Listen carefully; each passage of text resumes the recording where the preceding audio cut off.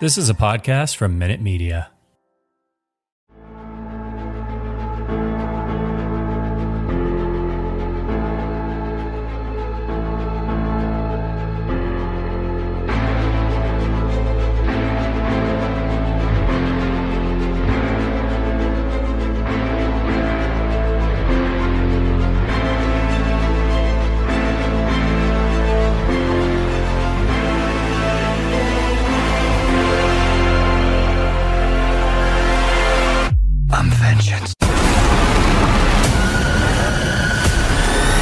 Bruce Wayne. All right, welcome back. Here we are. Jason, I have a very special present for you. All right, what is it? Yesterday, I bought us tickets to see The Batman. The Batman. On March 1st, we're going to be watching The Batman. Yeah, but if you are waiting till Friday to watch it, definitely listen to this podcast. There will be spoilers at the end, but we will give you fair warning. We've got some cool research for you to prep you for this movie. Yes. Okay, what do you got for us, D? All right, so our story begins with the end of one of the worst movies I've ever seen. Which is? Well, I can't even believe What does Rise of Skywalker have to do with The Batman? No, that's your hated movie. Oh. Yeah. The one that I despise is the Joss Whedon Justice League. I hated it from minute one. Tried my best throughout the movie to love it, and I didn't. But still, despite all that, I waited around for the end credits scene, and the end credits scene has a character that you may or may not know driving up to this yacht. You said you had something I'd want. You better not be wasting my time. Oh, Deathstroke. Yeah, okay. So Ben Affleck had been Batman in the previous two movies. He'd Yes. been in Batman vs. Superman or Superman vs. Batman, whatever that one was. And the plan was that Ben Affleck was going to write a script for the next Batman movie. Ben Affleck and Jeff Johns, comic book superstar Jeff Johns, were going to write the next movie. I actually told you that I had forgotten that Ben Affleck had even played Batman. Well, it was forgettable. It I was very forgettable. I love Ben Affleck in a lot of stuff, but his Batman was not one that was super memorable. Right. Why did you say that name? Martha! I didn't forget it that much, I guess. Yeah. I actually kind of enjoyed the Batman versus Superman movie. I didn't like that he killed people in it, but I didn't hate it as much as a whole lot of other folks did. I felt like that one was rushed. They Yeah. tried to do too much in the course of one movie. So what we've learned in going through these Batman times is that the Batman goes up and down. But as we mentioned in our previous episode, Michael Uslan wanted people to know what the real Batman was like. He put together a film company called Bat Films Inc., and ultimately they are the ones that produced Batman 89, which took Batman back to the dark. It was great. We both loved Batman 89. Yes. And then they started to slide. A little bit. Batman Returns, not nearly as good. Not half as good. And then Tim Burton stepped away and we got Joel Schumacher and nipples. Yeah, Batman Forever had its moments, and then we got Batman and Robin, which was horrendous. So what we've learned is then when we get to that campy again, what's destined to happen? Well, we get Christopher Nolan involved and it goes back to the dark again, and we've got reality and realistic, and Heath Ledger is Joker, and it is fantastic. You complete me. And then Zack Snyder gets involved, and I love a lot of what he does, but he had some trouble. Joss Whedon took over, and by the time we've gotten our last appearance of Batman, once again, it's bright and not good. Just kind of a misfire with those. Big misfire. So, Ben Affleck has written a script, Yes. and then he's going through some troubles. Yes, he is. And while that script is out there, they're looking for a director, and they hand it to a young director named Matt Reeves. Well, before we get to Matt Reeves, let's Yeah. talk about Ben Affleck's struggles. Okay, go ahead. I just feel like this is a part of the story. Yeah. Ben Affleck was going to, he wrote the screenplay. Affleck. Sorry. Ben Affleck he had written the screenplay with Jeff Johns. Yes. He was going to star as Bruce Wayne in Batman. Yep. And he was going to direct. Yeah. And that's a lot. Yeah. And it's really a lot when you're going through a divorce, you're an alcoholic, you have to go to rehab, Yep. and you're sick of the character. Yeah. I mean, he ran out of steam, couldn't do it, had personal problems, had to back away. So, Matt Reeves gets Ben Affleck's script. He's been shooting some other movies that we'll talk about in a minute.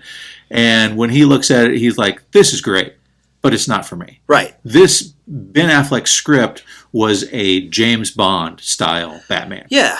James Bond style, and he's going to face Deathstroke, you know, and I'd read that the Joker, like Jared Leto from Suicide Squad, the Batman movie was going to be like The Game about like Fincher. David Fincher. Oh, okay, yeah. So it had some good things, I think, but it just wasn't Matt Reeves' script. Right. And then with Ben Affleck going through the troubles that he's going through, he ultimately decides to pull out of the picture. Yeah. And so Warner Brothers calls Matt Reeves back up. Before we get there, let's talk about Matt Reeves. I want you to do me a favor. I want you to tell all your friends about me. Yeah. Who is this guy? Who is this guy? Well, this guy is a guy who's been friends with J.J. Abrams since they were 13 years old. Okay. J.J. Abrams, if you don't know, did the Star Trek reboots. He did Force Awakens and your, I know, most hated Star Wars movie, but he's not an insignificant character. I mean, he's huge. He rebooted the Star Wars and Star Trek franchises. You don't get that by being a no-talent hack. I know. I mean, and he did Super 8, which is a great movie. He's done a bunch of really fantastic stuff. I don't want to only look at the stuff that we're unhappy with. He is an amazing director. Right. But he and Matt Reeves met when they were 13. Just a few years later, this is so bizarre. A few years later, they get a job from Steven Spielberg, taking his Super 8 movies and moving them to VHS. How does that happen? Well, they had been making short films themselves. I guess that's what the glue of their relationship was like. Hey, I want to make movies. Hey, me too. So they would make short films and would come out on public access TV on the Z channel. Wow. So I don't know if Spielberg was watching the Z channel. I don't know what the deal was, but somehow Spielberg knows about these two kids and hires them. And they met Kathleen Kennedy. I mean, how does... What? Right? So he hires these two kids to move his Super 8 stuff to VHS. They both are like, well, now we know our destiny is to make movies, right? Yeah. And so he ends up going to USC as a screenwriting student, actually. You know, before we go too much further with Matt Reeves, Yeah. you know, Warner Brothers had a list of directors that they were interested in kicking this to. Yeah. We're talking big boys like Ridley Scott and George Miller and Denis Villeneuve. So Warner Brothers was talking to other big-name directors to take over the Batman franchise. Okay. I mean, you've got guys like Matt Ross, Gavin O'Connor, but, I mean, George Miller, Ridley Scott. Ridley Scott. That would have been an interesting Batman. Yeah, so, and once again, they go with kind of the unknown guy, much like Tim Burton and Christopher Nolan. Right. Right. Well, Matt Reeves is a little bit more known than they were. It's just that maybe not everybody else in the world knows, but he had done some amazing stuff. Okay. Okay, so he goes to USC where he's a screenwriting student for the writer Jeff Loeb, who wrote like the Lost series. He's, renowned guy. Yeah. He ends up making a student film called Mr. Petrified Forest, which is an award-winning student film that he's made, which... because it wins awards, he gets himself an agent. He decides to write this script that he's like, okay, well, what's the first kind of movie I want to make? And like you and me, he loves Die Hard. So he's like, I'm going to make a Die Hard style movie. And he writes the script and the agent sells it. And it takes a long time before it ultimately hits the screen. And there weren't like people interested for the longest time. And finally, when they're like, hey, we finally sold your script. He's like, oh, great. Who's going to star? And they're like, it's going to be Steven Seagal. It's going to be Under Siege 2, Dark Territory. Oh. And he's like, I didn't write that movie. And they're like, well, yeah, you did. Sort of you did. You did, yeah. And so what you get probably is nothing like the script that he wrote, but it was that weird. It's a weird IMDb technicality here. He is the screenwriter for Under Siege 2, Dark Territory. Now, I saw Under Siege 2 in the theater. Oh my word. Because I was such a big Under Siege fan. So he ends up directing a couple of movies. His debut movie is called Future Shock, which came out in '94, and it looks not good. I haven't seen it, but it doesn't look like a good movie. Okay. The next one is 1996, and it stars Gwyneth Paltrow, Yeah. I mean, 96, that's her prime time. Sure. David Schwimmer, who's in the middle of Friends at this point. Yeah. Prime time. Yeah. The movie's called The Pallbearer. I It know. was not a well-received movie. I don't remember this one. Yeah. So he's done 2 movies, and neither one of them are very good, so it's not looking too promising for him. He goes back to his friend JJ. They start working on a movie idea, which ultimately becomes a TV show called Felicity.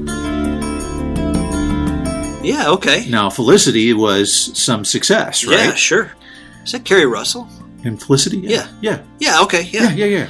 And so he ends up doing, this was 98, he ends up doing TV for the next 10 years. Like, he's the TV guy. He does all kinds of different TV shows, but not doing any big directing. Until 2008, and he comes out with this low-budget horror movie produced by his friend J.J. Abrams called Cloverfield. Okay. And it is a huge success. Then he writes and directs a remake of a Swedish film called Let the Right One In that he titles Let Me In. Okay. And then he gets tapped to do Twilight, which is how he... No, wait, it's the Twilight Zone. I'm sorry. No. Twilight Zone. Wrong. Robert Pattinson! We're talking about... No, different Twilight. Twilight Zone. They were going to reboot the Twilight Zone. He signs on, but then they make him an offer he can't refuse. Okay. So Matt Reeves loved 2 things when he was a kid. The Planet of the Apes Yeah. and Batman comic books. Ape. Lock, kill. Ape. In 2012, he gets an offer to direct the new Planet of the Apes movies. There have already been 2 that have come out. The first one directed by Tim Burton. Tim Burton, right? Yeah. Not a big success. Right. Second one, slightly more successful, but they think, okay, we're going to keep going, we're going to build. And so they tap him to do Dawn of Planet of the Apes, which comes out in 2014. Much bigger success. And then War for the Planet of the Apes, which came out in 2017. So this guy who is unsuccessful as a movie director falls into TV, happens to get back into the movies a little bit at a time, and ultimately becomes someone that Warner Brothers is now seeking out to direct their new reboot of Batman. I've seen those 2 Planet of the Apes movies. Yeah. They're pretty darn good. Yeah, they're really good. Neither one of us are CGI fans. They do a really good job with the CGI on this. It's still not my favorite, but as far as it goes, it's good. And you've got Andy Serkis as the ape, and so the acting is on point. Andy Serkis plays Caesar, who's Yes. the main character. Right. In the Batman, you know who's playing Alfred, right? Andy Serkis. Yes. Isn't he a friend of yours? I'm not so sure. So Matt Reeves gets Ben Affleck's script, and he looks at it, and he's like, this is awesome, but this is not my Batman. Right. I mean, this will be a great movie, and whoever makes it, it's going to be fantastic, but I have a different idea for Batman altogether. Yeah, and as a Batman fan, he's like, okay, I want to go back to like Batman The Long Halloween, or Batman Year One, or Batman Ego. And being a comic book fan, I've read The Long Halloween and Year One. Yeah. They're awesome. Yeah. And we mentioned that those were also the comic books that inspired The Dark Knight. He also took the style from the 1970s. Uh-huh. Movies like The French Connection and Clute and Chinatown and Taxi Driver and The Conversation, Francis Ford Coppola, and All the President's Men, and like Hitchcock and stuff. If you've watched the trailer, I mentioned this to you, I was like, this looks very much like a David Fincher movie to me, right? Right. There's all kinds of rain. We've got what appears to be a serial killer leaving these little clues. I mean, screams David Fincher, Sure, right? sure. And so you've got 70s movie style. You've got the David Fincher serial killer style. Yep. And then the other, the other thing to throw into the pot of the mix is Kurt Cobain. From your secret friend. I know that this is incredible. So we discussed last episode that Yeah. in the trailer they're playing really low Something in the Way off of Nirvana's Nevermind. Right. And he played that on loop while he was writing the script. Exactly. And so his idea was to make Bruce Wayne, rather than playboy billionaire stud, Yeah. to make him reclusive, dark rock star Kurt Cobain. Right. Maybe drug addict, right? Like his millions of dollars are meaningless to him. And if you've seen the documentary that Gus Van Sant did on Kurt Cobain called Last Days. He said that was a big inspiration for him as he was making this film. As a matter of fact, in Last Days, you'll see these amps that are just stacked up in a corner. Keep an eye out for those in the Batman.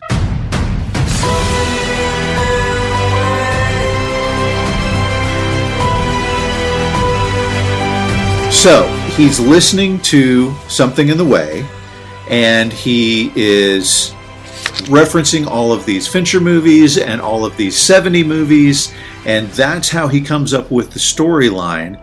But also something else that he sees in this time period is a movie called Good Time. It's a movie that came out in 2017 starring an actor that has been doing stuff for 20 years. Okay. His name is Robert Pattinson. Yeah. Now, I say he's been doing stuff for 20 years because for a whole lot of people, when they heard that he was going to be the new Batman, they said, the Twilight guy? You're right. No, okay, he's done some other stuff since then, right? Sure. And what he did, I mean, he's a very handsome man, right? There's no question. He's a handsome guy. He was playing those handsome guy parts, but what he said is, I don't want to be that guy. I don't want to be that actor. Much like Heath Ledger, he was like, I want to find movies that mean something to me, and when I'm hungry enough to do those movies. And so he's been in a ton of indie movies. And when I heard Good Time was the thing that triggered Matt Reeves to go, okay, I want this guy as my Batman. And he wrote the whole thing with him in mind. I watched it today. I've watched 3/4 of the movie today, and it is awesome. I encourage everybody who's skeptical about Robert Pattinson to go check out Good Time before you watch The Batman, because he's got chops. He is a solid actor and not just a pretty boy, a pretty vampire who twinkles in the sunlight. Well, we talked about that in our previous episodes that, people freaked out when Michael Keaton got the part of Batman. Yeah. I mean, that's Mr. Mom and Beetlejuice. Right. And when Heath Ledger, Mr. Brokeback Mountain, Right. he's Joker. Right. People freaked out about that. Yep. And people hit the ceiling when Robert Pattinson got this role. Let's see how he does, guys. Yeah. When you're talking about Matt Reeves and when he's writing this screenplay, Yeah. he's thinking about the bad guy. Okay, so Yeah. we've talked about him being influenced by 70s movies. Yep. He is influenced by Fincher. Yeah. We both talked about how this looks just like Seven. Yeah. But another Fincher movie is Zodiac. Yeah, the one time that you see the Riddler not as, just the guy in the coffee shop where he's actually got some sort of costume on, the costume looks nothing like Jim Carrey. It looks nothing like the 64 Riddler with the green suit and the question marks. Right. It looks like the Zodiac Killer from Zodiac by David Fincher. Right. And just like in Zodiac, he's sending out these cipher messages that you have to solve the riddle in order to figure out who's involved in the crime, right? And Seven, same style. And I'll say this, go watch that trailer. Go watch the trailer that begins with the dark, rainy street and the neon bar and the police are coming in. Edward Nashton, a.k.a. the Riddler, who you never see his face. He's just sitting there having a cup of coffee, and he slowly raises his hands. This guy's giving himself up. Just like John Doe in Seven, just like the Joker in The Dark Knight, this has got to be part of a plan.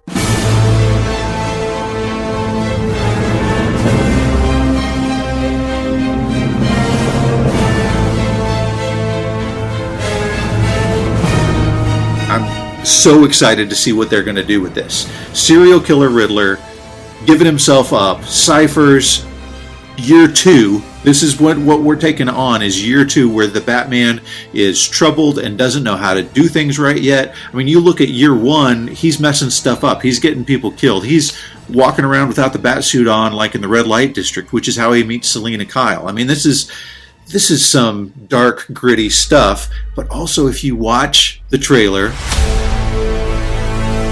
you get lots of action. So hopefully Matt Reeves said, I want deep art film style, but I don't want to lose the action, and that's how we're going to get the muscle car busting through the flames. I got you! I got you!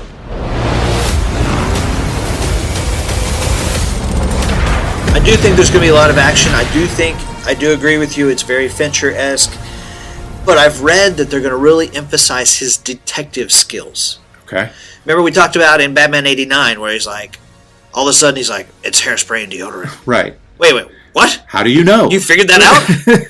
So it's a whole bunch of noir and detective skills and serial killer. Yeah. Matt Reeves was reading Mindhunter by John Douglas. Have you ever read that book? No. I have read that book. It's fascinating and disturbing. Yeah. John Douglas is who the Scott Glenn character in Silence of the Lambs is based on. Oh. He wrote a book like compiling all of the serial killers and what their MOs were and how they worked. Okay, so we talked about how Matt Reeves was a Batman fan. Yes. And we talked about how Year One is a major influence on this, right? Sure. And we talked about how Taxi Driver is a major influence on this. Right. So there's a frame in Year One that when Matt Reeves was reading it, he was like, God, Batman looks like the taxi driver in this one. Like, that's what he looks like. Well, a while later, he got the commemorative edition of Year One, which had basically like liner notes in the back of it. And one of them was a note from Frank Miller to David Mazzucchelli, who's the artist on it. And his note is, I want Batman to look like he's won a taxi driver lookalike contest. Oh. So they are literally on the same page. Taxi Driver starring Robert De Niro, where we're going to talk about The Godfather and Godfather 2 here next week. Yeah. And it's going to be amazing. Well, who the hell else are you talking? You talking to me? Well, I'm the only one here. Let's talk about Let's talk about casting now. Okay. So first, I think and foremost, let's talk Robert Pattinson, right? Sure. So when Robert Pattinson gets the offer to come audition for the Batman, he's in the middle of filming a movie called Tenet with Christopher Nolan. I know, this is fascinating. Right. And so he has to lie to Christopher Nolan and say, I can't be there today. I have a family emergency. But Christopher Nolan, I mean, he's in touch with all things WB and the Batman. So his immediate response is, you're going to go audition for the Batman, aren't you? That's great. Yeah. So when he does his audition, he wears Val Kilmer's suit, which Christian Bale also wore Val Kilmer's suit when they did his screen test, right? So as we mentioned... Did that one have nipples or no? I can't remember. That one did not have nipples as far as I can remember. So as we mentioned, Matt Reeves had him in mind after seeing Good Time, right? And so he's been the image the whole time. But when he's like, I don't even know if he's interested. You know, he's doing these indie art films. I don't know that he's going to be wanting to do a big superhero movie. Right. And he talks to Robert, and Robert Pattinson is also a Batman fan. Bingo. Yeah, all the lights clicking. That's great. Okay, so let's talk casting. Okay. When you go to IMDb, the first person listed, very first person, number one, is an actor named Barry Keoghan, who's been in Christopher Nolan's Dunkirk. Okay. And his character is Stanley Merkel. I had to look up Stanley Merkel. Stanley Merkel was apparently a partner of James Gordon's when he first got started. I think he ends up later getting killed by the hangman. He has relatives that are criminals. So I don't know how he's going to play into all of this. It's just weird to me that this guy, who we've not seen a bit of him in any of the trailers, is the number one guy on IMDb. Okay. Number two, you get Robert Pattinson. That makes sense. And then we've got Zoe Kravitz and Selena Kyle, the Catwoman. Yeah. You know who Zoe Kravitz's parents are? Yes. So I remember when she was born. That's how old I am. Right. Lenny Kravitz and Lisa Bonet Right. from The Cosby Show Right. had a girl, Zoe Kravitz, and now she's freaking Catwoman. Right. Which, yeah, it's too long a connection, but Aquaman and Lisa Bonet just broke up not too long ago. Very important to Matt Reeves that we not have anybody who can talk to fish in this movie. Please, no. So Zoe Kravitz, I'm watching a series right now called Big Little Liars. She plays a part in that one. She's really good. She looks like a great Catwoman. Yeah. Okay. So then we have, as Edward Nashton / the Riddler, Paul Dano.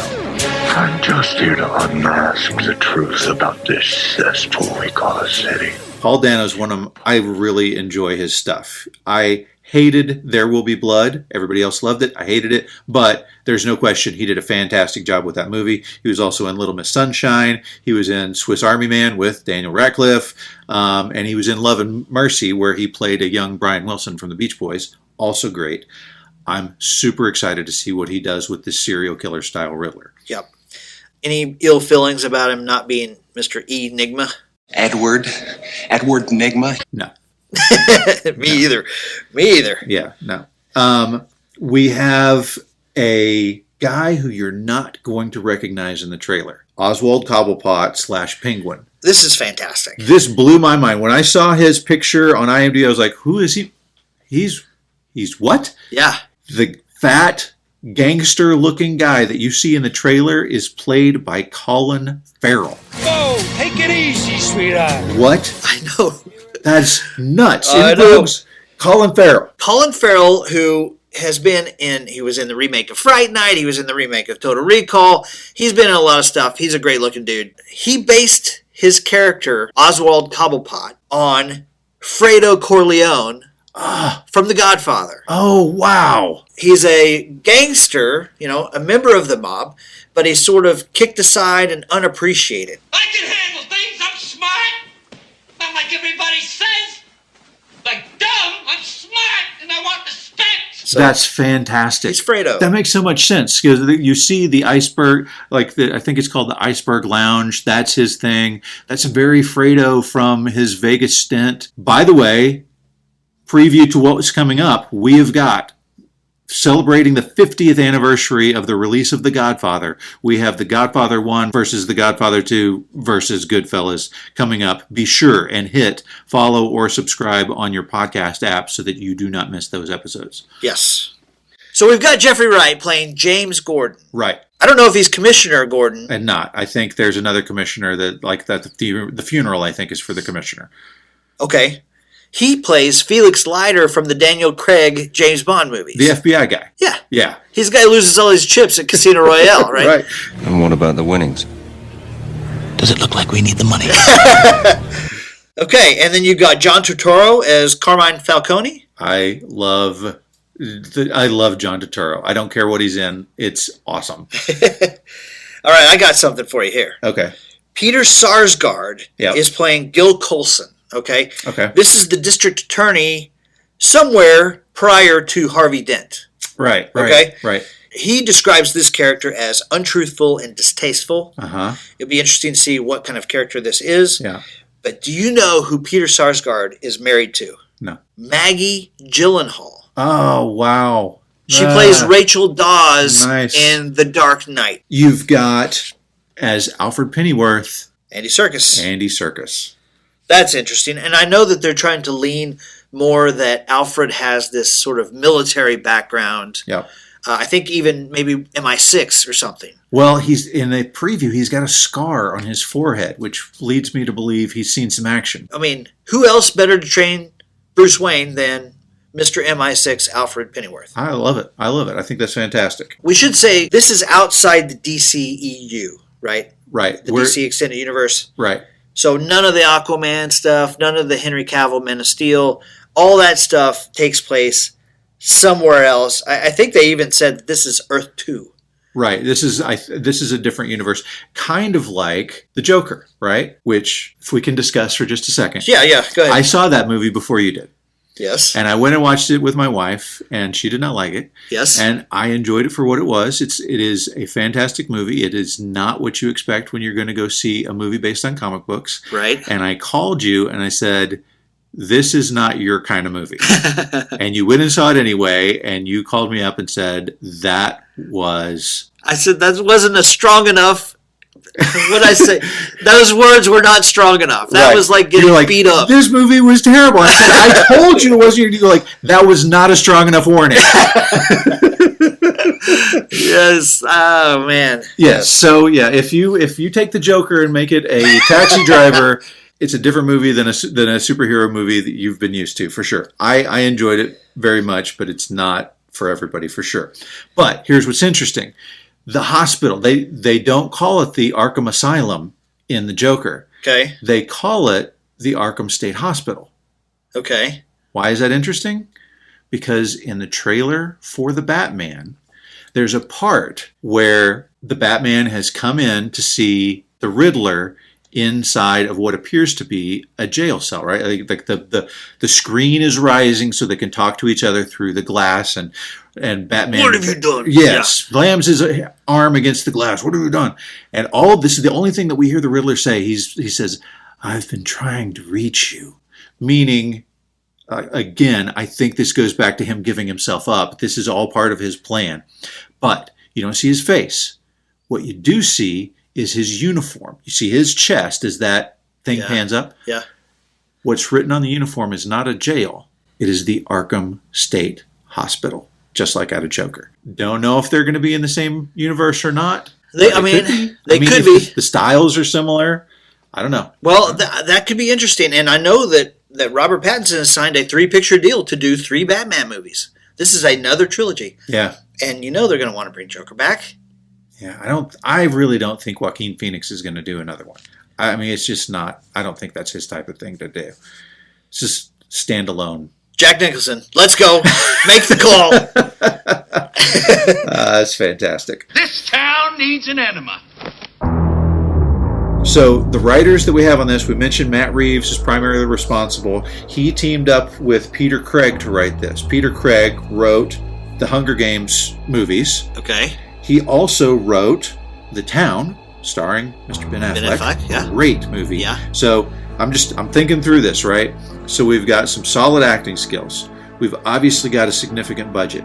We've got a reboot style tale that goes back to the dark grittiness. We have Matt Reeves, who gave us some incredible Planet of the Apes movies, and we've got. He's a great storyteller. He is a great storyteller. He is completely devoted to one picture at a time. And when he agreed to do this, it was 2017, February of 2017. When did you tell me filming started on this? January of 2020. January of 2020, which means he went for 3 years developing the movie, only to have it stop abruptly in March. We got to talk about that. Go. So this, to me, is the major story about the filming of this. Is production started January 2020 in London. As we all know, in early March of 2020, the world shut down because of the COVID-19 pandemic. Well, at first, Warner Brothers was like, we're not shutting down. No, this is bullcrap. We got movies to make. We got a budget. We're making the freaking Batman right now. We remember when the swine flu came out. This will blow over in a couple weeks. This is bullcrap. Keep rolling. So when they realized, no, this really is the real deal, on March 14th, they shut down, but only for 2 weeks. That was the plan. All right, 2 weeks. Yeah. This all should be over in 2 weeks, right? Right. So 2 weeks later, obviously the world's still very much under pandemic. Yeah. They did not resume filming until September of 2020. That's a 6-month pause in the middle of a major movie. Right. And then when they started filming again, they can't just go back to doing things the way they'd done them before because the world changed. Yeah. Robert Pattinson says like a military operation, right? They had earbuds in to receive direction. He said there was like robotic remote control cameras. He said he didn't even know if there was a crew. He's like standing out there by himself. Guys, how was that? Somebody say action? Sorry, did you order a hamburger? I have to go to the bathroom. That, by the way, was the note that was given to both he and Zoe Kravitz. Make sure you can go to the bathroom in this thing. That's great.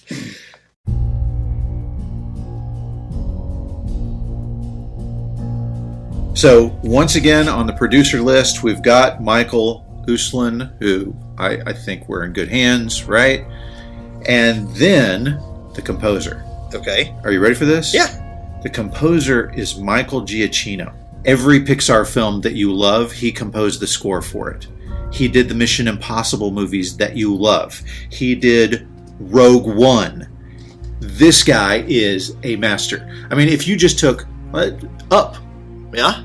The music in Up is so utterly brilliant that it blows me away. And then you compare it to The Incredibles, which is completely different and still perfect for the movie.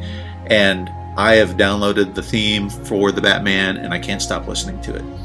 We talked about the difference between Danny Elfman and his obvious theme that he's got going on, and Hans Zimmer, and the more repetitive style that Hans Zimmer has and how different they are. I think that Michael Giacchino gives us both. He's got a theme that is very nicely intermixed with these tension-building ostinatos that it's so good. I can't wait to see what they do with all of it. You had me at Incredibles, I'm just telling you. Yeah. And then we've got the cinematographer. His name is Greg Fraser, okay? Yeah. I just found this other day, born the same day that I was. It was a good day. Also, by the way, he was 4 years old, turned 4 years old the day that Bat Films Inc. was formed. Now, he did the cinematography for Let Me In, and he also did it for Zero Dark 30. He did it for Dune, and he did it for Rogue One. I can remember seeing Rogue One and going, how did they make this look so much like the original trilogy? Yeah, yeah. I mean, it was spot on, and it had a lot to do with his cinematography style, right? So in the trailer, there's this moment that it's basically darkness, and you see Batman charging forward, and the only lights that you can see are coming from these machine guns that are shooting him. And I watched that scene, and I'm like, this looks like the end of Rogue One, where Darth Vader is coming through the dark hallway, and it's only lit by that light, by his lightsaber and the gun shooting. And sure enough, same guy filmed both scenes. I'm geared up. One of the coolest scenes filmed for any Star Wars movie. Absolutely. And I will say Rogue One is my favorite Star Wars movie aside from the original trilogy. I might even put it above Return of the Jedi. Wow. I love Rogue One. I really, really do. I can go with you on that. So, we have all of these ingredients for a successful movie. I'm super excited to see where it goes. Me too. What do you got? Tell me some tidbits. I got some tidbits for you, right? Yeah, tell me. Okay, so Matt Reeves brought in Robert Pattinson. Yes. Put him in the Val Kilmer suit. Right. But he said he knew he was right when he put on the makeup. Right. Right? And actually, in the trailer, you see Bruce Wayne without his cowl on, and you have the black makeup on. Yeah. And they really wanted to show, in Batman Forever, when Michael Keaton rips off his mask, he's not wearing any makeup. Right. It's a meme. It's ridiculous. Yes. Right? Yeah. And so they wanted to show that sweaty, bruised, makeup, tough, gritty guy underneath. Right. Well, and, a little bit of the emo vibe, a little bit of the Kurt Just Cobain it's thing. darker, yeah. Yeah. Robert Pattinson took a selfie of himself in the bat suit just in case he got fired the first week he was there. He's like, it was very much against the rules, but I needed it just in case. Yeah. Did you know that Zoe Kravitz actually voiced the character of Catwoman in the Lego Batman movie? Wow. How about that? That is fantastic. Yes. Okay, so quick note on that. Last year, May of last year, Matt Reeves signed on to do an animated series of the Batman called Batman Caped Crusader. I'm excited to see that one. Sign me up, man. I'm all in. His wife is Melinda Wang. She's a former animator. So, no offense, Melinda Wang. What? That's from Caddyshack. Okay. Sorry. Okay, we mentioned that Colin Farrell is playing the Penguin. Yeah. Right? Yeah. He actually has the distinction of playing a supervillain in both the DC and Marvel universe. Can you name the supervillain that he plays in the Marvel universe? Is it in the Eternals? No. I give up. He plays Bullseye in the Ben Affleck Daredevil movie from 2003. Gosh, I remember that now. With wow. Jennifer Garner, who he married and now divorced. Oh, wow. Yeah, I had even forgotten that Ben Affleck was ever the Daredevil. Whoa. And finally, this is the first solo Batman film to be shot on digital. We talked about COVID-19 interrupting this movie. This film was originally scheduled to be released June 25th, 2021. But due to that production halt, they had to push it back to October 1st of 2021. And now finally, we're getting it worldwide March 4th, 2022. This should be a summer blockbuster. The movie has a runtime of 2 hours and 55 minutes. Yeah. That's a long time. I don't care. And the cameras that they used are the Arri Alexa and the Arri Alexa Mini using anamorphic lenses, which I'm super excited that they did that because it gives it such a great cinematic look. It's going to be great. This movie is nearly 3 hours long. Dark Knight was 2.5 hours. Batman 89 was over 2 hours. The Godfather, Godfather 2, and Goodfellas are all 3-hour movies. Right. So at least in The Godfather, you get an intermission. I don't know that they're going to pause the DVD player. I'm going to say we're going to be seeing it the night that it comes out. We're not going to have whenToGoPee.com. We won't know. We'll have to let you know. We'll do our best. Yeah. Basically, just don't go. Right. I'm gonna start dehydrating like early that morning. No Coke for you. Let's now go to the movie theater and see the movie. I'm ready. Let's go. Okay. I'll get the popcorn.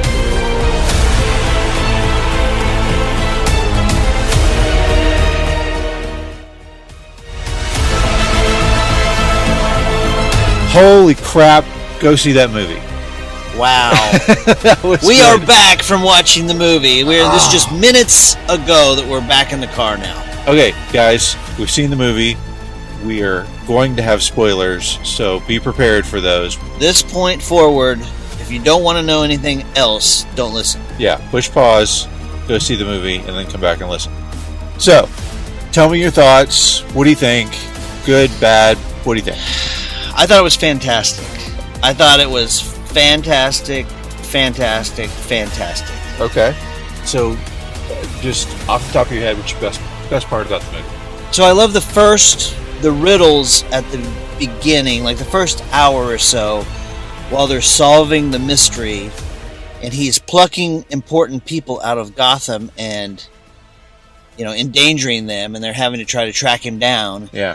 And all of the riddles and all that stuff was awesome. I do think it lulled a little bit in the middle. So it started with a bang. Right off the bat, we're not fooling around with any of the stupid Bruce Wayne backstory. We're not fooling around with any of the Penguin or any of that backstory. We're just dropped right in the middle of a mystery that's beginning, and they expect you to already understand who some of these characters are, which we do. I mean, this is, American folklore, these characters. And it starts right off, and man, you're following these clues, and there's this crazy Riddler character who's like John Doe from Seven. I thought it was very much like Seven. Very much. I thought there was Zodiac, and I thought there was even a little bit of the movie Saw, if you've ever seen Saw. A little bit. So, yeah. Very, very dark. My 13-year-old daughter wants to watch this, and I thought, well, it's PG-13. I'm not really comfortable with her watching this one. It is definitely pushing that edge of the 13. I almost wish they would have gone ahead and just done an R version of this and just pushed it a little bit more. But this is a strong movie. I was surprised at some of the strength of some of the scenes. So number one for me, is the music. I knew I was going to love it, and it exceeded my expectations. Did a perfect job with the music.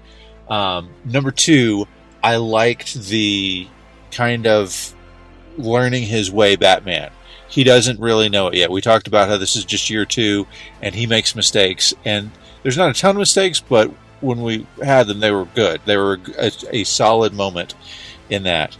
It's really, the tone is so dark, and you do have the 70s vibe. I was watching this. It doesn't take place in the 70s. I mean, we got flash drives and cell phones and all. I mean, it's obviously a now type of universe, but the cars that are driving around are, for the most part, kind of those 70s style taxis and stuff like that, until you get to the chase scene. What did you think of the chase scene? The chase scene was very Bourne Identity. It was gritty, and you felt the impact of it and the throttle, and I really felt like I was inside the chase scene. So this Bruce Wayne is a gearhead. You catch a glimpse of his engine a few times as it's panning around in the Batcave, and then it comes to life in the Batmobile, and it's awesome. I wasn't as big a fan of the Batmobile. Okay. I mean, it was cool. It was a muscle car. Yeah. I'm still a Tumbler guy all the way. So you had talked about before in the earlier part of this episode that you were excited about the idea that it was going to be a detective story, that it was more a detective story. And it was definitely that. In fact, it was a throwback to the Mickey Spillane, like, here I am in this ragged city, this is my life. I mean, it has him narrating, just like that character. I mean, it's like, Raymond Chandler or Dashiell Hammett or something like that. I mean, it is from the perspective of the detective, and it's got his narration on there, and I thought it was brilliantly done. Opening scene, oh wow, so good. So good. Everybody knows that you've got, I mean, from the trailer, we know that we've got the death of the mayor, and that scene was perfect.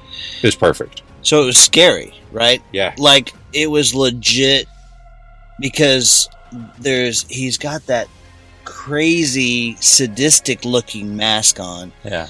And it's the mayor, and he's walking around his house, and he's watching TV, and you see this flash. There's a person in the room with him, and it's dark, and we know it, and he doesn't, and it's that tense Alfred Hitchcock type of thing. Absolutely, and they build it. They show you him, and then you wait, and you wait, and you wait, and you think maybe nothing's going to happen, and it's at that moment that you think nothing's going to happen that he explodes into action with a scream. And it's very violent right off the bat. Yeah. So those things all, the detective and the ciphers that we like from Seven that we talked about, those come into play and build really nicely for the first couple of acts. But if I got to say anything bad about the movie, it's the same bad thing that we said about Batman 89 and The Dark Knight. The third act doesn't finish off quite as strong. The climax of the movie, and this is big spoiler here, everybody. I almost don't want to say this. I'm not going to give you all the details. Yeah. But the big climax of the movie is when you think that the Riddler knows who Batman is, and then you realize that it is kind of like the Jack Nicholson "You Made Me" kind of story, and it flips it on its head, and it's a surprise. The way he words it, I'm like, oh no, he's exposed. Yeah. And then, without giving too much away, you Excellent realize writing. Yeah. he doesn't know. Excellent writing. Very, very well done. I love the fight scenes. Fight scenes were on point. We didn't have a Batman who knew, Brazilian jiu-jitsu. We had a Batman who threw some punches and got hit himself and got thrown around and hit you until you stopped moving. Here's what I thought. The punch sound that you get from Indiana Jones and Raiders of the Lost Ark? Yep. That full-on sound. So every punch that Batman throws, you feel it like a compression in your chest. Absolutely. So I thought Robert Pattinson did a great job. He was very dark. I thought he was very Kurt Cobain. We talked about he's not playboy, rich, out there. He's a reclusive rock star, Kurt Cobain. Right. There is a point that the Riddler says to him, "You're your true self when you have the mask on." And I think that was absolutely true for the movie. Like, you were excited when he was dressed as the Bat. When he was Bruce Wayne, he felt like he was out of place. He felt, everybody's been saying, oh, he's the emo Bruce Wayne. Well, yeah, he felt like a guy who was displaced, which you can say emo, or you could say, neo-Western. Maybe he's the cowboy. And there is a point that you get kind of a cowboy style music, no and doubt. there's red flames in the back as it's coming on, and I'm like, oh, this is a very nice touch on that kind of Western style gunslinger. Okay, let's discuss problems. Do you have any problems with this? Okay, so problem number one that I mentioned is the third act. Once you get past that very impactful scene between the Riddler and the Batman, and you see his plan, it's not as clean and clear as I wanted it to be. Yeah, you and I were talking in the bathroom after the game, right? After the movie, and the big Riddler last act, like he's in custody, but he's got one more trick up his sleeve, right? John Doe's got the upper hand. Yeah. It's a fizzle. it's a a little fizzle. it's a little bit of a fizzle. It is not as big as it could have been. And I'm going to say this, when I walked out of The Dark Knight after seeing it in the movies, I wasn't like, this is the perfect movie. I was like, okay, that was good, and I'm a little confused. Yeah. And it took watching it a few times. And Quentin Tarantino has said as much about Christopher Nolan movies. When they asked him about Tenet, they're like, did you like that one? He's like, tell you the truth, I don't think I've seen it enough times yet to know. Yeah. I'm going to have to see this movie again, probably 2 or 3 more times. And maybe once I've seen it 2 or 3 more times, it's going to fit. The pieces of the puzzle are going to fit together for me. I can tell you that on first watch, Act 1 and Act 2, solid as a rock. I thought this movie was a fantastic movie. Yeah. Where parts of Act 3 weren't executed as well as I was hoping, but it's the best movie I've seen in the theater in years. Years Absolutely. and years. Absolutely. And maybe decades. Okay, so I know we're talking about things that we didn't like. Yeah. The other thing, they blind me about every 20 to 25 minutes. They will shine a light right in your freaking face. I'm like, okay, why? Why do you keep doing that? It's like a headlight. It's like a flashlight. It's like a torch. I mean, like, So that's my one. Those two things, that it wasn't the strong finish at the end. Now, I'm going to say this. I started thinking about this. I told you I needed. You're like, are you going to tell me what you thought? I was like, I got to kind of gather. I got to process this. So, spoiler alert: the realization that he makes at the end is that he can't be vengeance.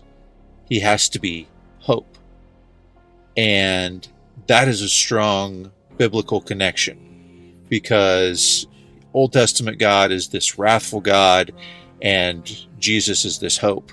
And what you see once he realizes that his persona of vengeance is having an ill effect on the rest of the Gotham, he switches, and suddenly it's this very impressive scene where he is leading his people out. They do this great crane shot, and it's him with a light leading them through the water. That was a cool picture. Yeah. And the water itself is very much a flood. It's very much we're going to wash away the filth of the city. The problem that I had with it is the Riddler seemed so focused for Act 1 and 2 on the corrupt officials, and then in Act 3 it ended up, well, we're just going to wash away everybody. That was kind of an odd take. We're going to inconvenience everyone. Well, and I think the intention was to, flood them into a spot, and then won't give away the end, but right. There are followers who are there. But, it didn't. Where I understand the allegory that they were trying to give, I don't think it was as strong as it could have been. But I've only seen it once. Right. I've only seen it once. Let's talk about strengths. Selena Kyle. She, best Catwoman of all time. Wow, coming strong. I'll spike the football every day, all day long. Best Catwoman of all time. She, as far as they have, they've got this love interest. To me, she delivered. Robert Pattinson didn't quite. I didn't feel like he had the chemistry for her that she had for him. Like it felt like I believed her fascination with him, and his I didn't buy so much. Okay, I thought she was fantastic. I thought it was real, right? They alluded to the fact that maybe she's a prostitute, or that she'd worked in this kind of underbelly club doing sort of sordid things. Very Batman Year One. And she even looks like Selena Kyle in Batman Year One. Definitely. Definitely. Okay. Penguin? Penguin was the best Penguin of all time. Best Penguin of all time. But, by far and away, best villain in the movie, in my opinion. Oh, wait. Riddler's great. Riddler is great. Riddler was fantastic. Falcone stole every scene that he was in. John Turturro stole every scene that he was in. The guy was awesome. He really, really was. Yeah. Okay, what about Gordon? I loved Gordon. Yeah, I loved it. And he provided some comedy in the movie that, like I say, every movie needs to have some laughs, and I laughed at least 3 or 4 times in this movie out loud. The laughs were rare. The laughs were rare, and I think I may have laughed inappropriately in a couple of spots. But they were there. They were there enough for such a dark movie. Yeah. There was one scene that I almost laughed inappropriately. It's when the penguin like flips his car like 20 times. Okay, so you and I know I just had a wreck like 3 days ago. That was a little triggery for me. I was like, "Ooh, this made me a little uncomfortable." Okay, I'm sorry. Go ahead. Yeah. So he flips the car. So he flips his car. You actually see the rolling of the car from inside the car. You experience the roll. Yeah. There's stuff going everywhere, and then you see these boots. It's very cowboy. He's walking up and all clomp, clomp, clomp. Right. And I expected him to bend over and be like, "Are you okay?" But instead, he grabs him and starts beating him up. So yeah. Penguin was fantastic. Gordon was fantastic. I thought Robert Pattinson as Batman. It was a different take on Batman and Bruce Wayne, but I'm fully invested. I was very, very much a fan. And then the Riddler was amazing, scary.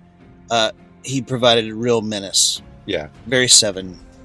Right, and Paul Dano, just as a human being, has a demented look about him. I mean, no offense to the actor, it's a gift that he has that he can play those kind of warped characters. But you don't see him for 3/4 of the movie. You don't see his face. No, but those videos and stuff that he posted were super scary. Yes, and there was a scene where he had 2 IDs, and they said, "Which one of these are you?" And he said, "You tell me." And I felt like there was more of a story there. And a little bit later on, it showed his picture without the mask on next to his picture with the mask on. I was expecting there to be some sort of twin thing that was going to happen, which obviously it didn't happen, unless that's a plan for a later movie or something like that. I'm not sure. Okay, one more thing I want to bring up before we finish up. Okay. The last scene in Arkham Asylum. Yeah. There's a conversation that happens between the Riddler and somebody. Another inmate in the Arkham State Hospital. Okay, that's Arkham State Hospital. And when I was looking at him, he kind of looked like his face was messed up. So I'm like, is this Two-Face? But then he talked about being a clown. So I'm like, is this Joker?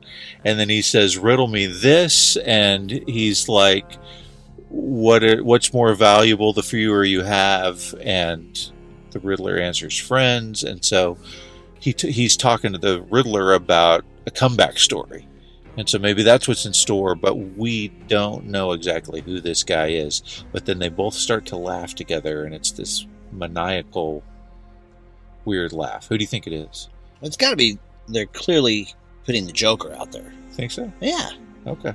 Or at least they're throwing us off the trail that it's the Joker. Maybe. Yeah, maybe. I think it's the Joker. But it's not a Joker we've seen before.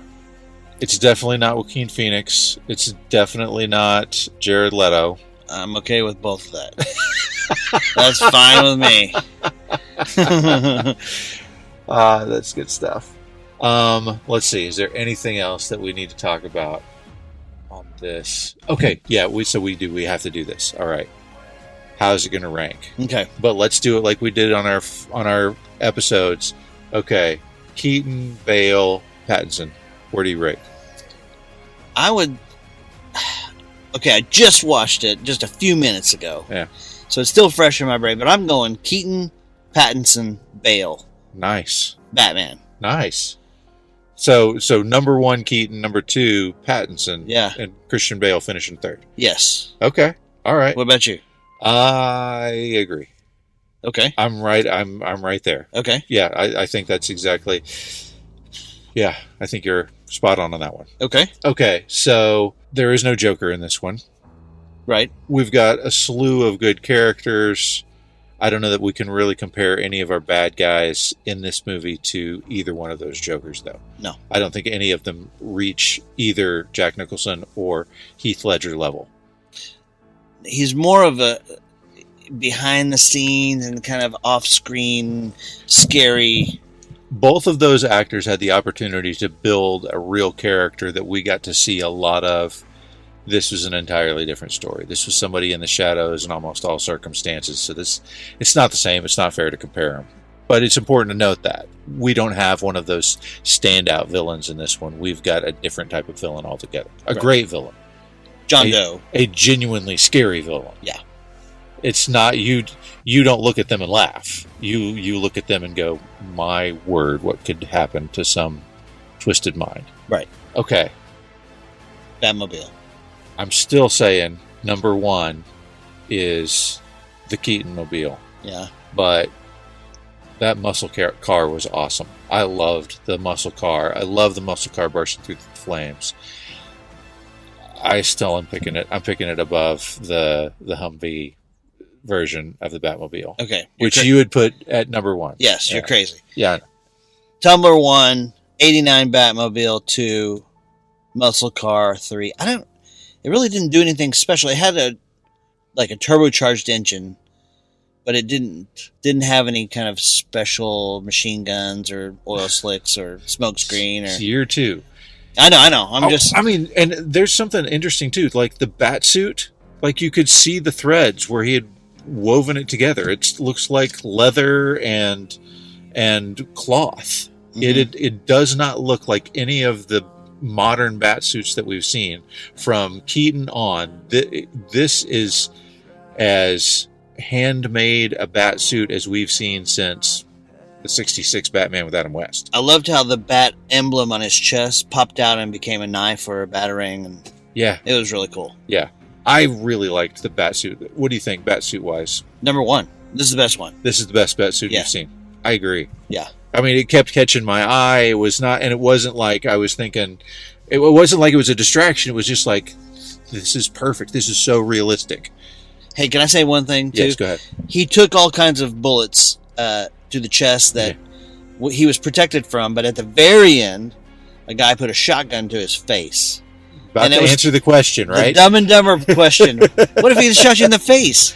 Yeah, what if he just shot me in the face? And he was clearly in danger. He was going to die. He was going to die. Yep. And then he gets saved. Yep. Okay, so movie to movie. Okay, here's how I rank them. Okay. Right this second. Yeah. I hope I'm not overreacting. Yeah. The Batman, number 1. Oh, wow. The Dark Knight, number 2. Batman 89, number 3. Wow. It was fantastic. It blew my doors off. It did. I mean, here's the thing. We knew walking into this that Rotten Tomatoes had said this was a near perfect movie. We have built this up in our minds because we've been doing this research and we've been fascinated with the developments that we've seen. And this movie, it delivered. Here's what I think. I think you take all the great parts of The Dark Knight, and they were amazing, right? Yeah. And you trim all the stuff, all the story building and all the Alfred stuff and all the extra, and you cut all that crap out, and it's just full throttle story. Yeah. I think this takes place in 1 week. Yeah. And it's just straight action, straight involvement, straight detective, it's all Batman. Uh-huh. There's very little Bruce Wayne, so it doesn't really slow down that much. Right.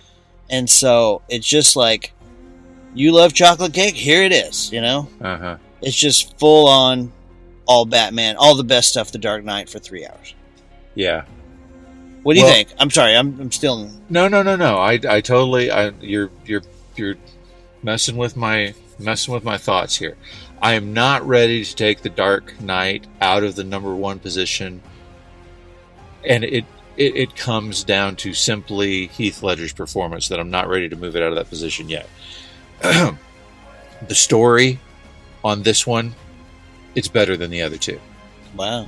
It's a story. The story for the Batman is that detective story that, they kept me on the edge of my seat for 3 solid hours. I didn't want it to be over. I didn't want to get on with it. I mean, a lot of people talk about this being too long. I disagree. This kept me engaged for 3 hours. Solid piece of work. So storyline wise, I would put it at number 1, but without Heath Ledger there, I don't know. I just can't. I can't let The Dark Knight slip from the number 1 spot yet. Let me watch this one as many times as I've seen The Dark Knight, and maybe it will. But for right now, Dark Knight for me still holds the number 1 spot. This is definitely a very close number 2, and Batman 89 is at number 3 for me now. Okay. Just a couple of odds and ends. Yeah. Would you allow a child under 13 to see this movie? It depends on the kid. I would let Caleb watch this movie. I would not let Avery watch this movie. I would let my 12-year-old, guy who likes to pretend to stab people, I'd let him come watch this, but not my little girl. Although she's pretty good about scary movies too. I don't know. He might be scared by this one, honestly. It's not one that you should take little kids to. It's on the edge. Yeah. It's a push in the envelope for the R. It is as if you took the movie Seven and made it a PG-13 rating. So you got to take out some of the super graphic, explicit stuff. There's an F-bomb in there, and I believe there's one F-bomb. Yeah, there's one F-bomb in the movie, as you typically get with a PG-13 movie, and the initial attack and resulting injury, it's graphic. And so that one's a little rough. That's solid rough. I wouldn't take a under 12-year-old to see this movie. Okay. My other question to you is, when do you go pee? I didn't go pee. And there is not a spot as far as I could tell. The only spot that I could say is when Batman and Catwoman are kind of romancing it on top of the building. But that's an important part of the movie. Yeah. But that's when I would go pee. Yeah, I mean, I would say, wait until after the flood, and then you could go pee. You might as well stick around. And there is a post-credit scene. Sort of, yeah. It's not a very good one. No. Although, I want to go back and see what it was. I want to be able to pause it and find out what exactly it says. Yeah. Oh, and there's another thing. Is this a movie that is as good streaming as it is in the theater? Absolutely not. You got to see this in theater. Absolutely have to see it in the theater. 100%. Go if you can watch it in IMAX, which is what we just did. Watch it in IMAX. If you can't do that, go watch it in the regular theater. But please don't sit in your living room and push pause and go get pop while this movie's playing. Sit down and soak this movie in like the movies you used to watch when you were a teenager. Yeah, absolutely. Highest recommend from me. Yeah, for sure. For sure. Guys, it has been great to go on this journey with you.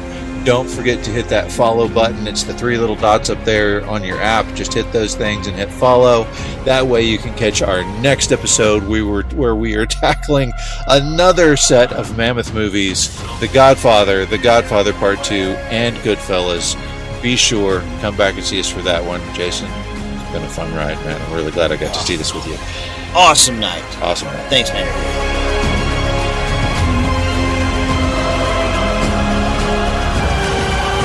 Now, here's Something in the Way. No, that's bad. Hello, Saver. Whether you're saving for that trip to the tropics or saving for an emergency, now is the time to take advantage of Wells Fargo's savings options. Wells Fargo offers savings accounts that can help you save towards your goals. So, what are you saving for? Visit a Wells Fargo branch or wellsfargo.com/save to open a savings account today. Wells Fargo Bank, N.A., member FDIC.